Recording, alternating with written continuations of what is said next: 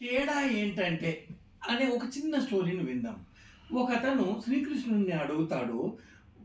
మనిషి జన్మ ఎత్తిన తర్వాత అతను మంచి దాన ధర్మాలు చేసి, అందరితో మంచిగా ఉండి, దయాగుణం కలిగి, ఇతరుల పట్ల మంచిగా ఉండి, న్యాయంగా ప్రవర్తిస్తూ, న్యాయంగా సంపాదించిన దానితో తింటూ ఉన్నప్పటికీ కూడా అతను చనిపోతాడు.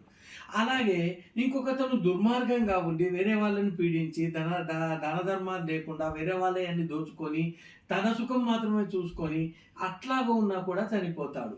తేడా ఏంటి అని అడిగితే అప్పుడు శ్రీకృష్ణుడు ఏం చెప్తాడనంటే, పిల్లి ఎలుకను పట్టుకునేటప్పుడు ఒక విధంగా పట్టుకుంటుంది. అదే పిల్లి అవే దంతాలతోటి తన పిల్లలను వేరే చోటికి మార్చాలనుకుంటున్నప్పుడు జాగ్రత్తగా పట్టుకొని మారుస్తుంది. అందుకని పాపం చేసిన వాడు నరకానికి వెళ్తాడు, పుణ్యం చేసిన వాడు స్వర్గానికి వెళ్తాడు. అది తేడా అని చెప్తాడు.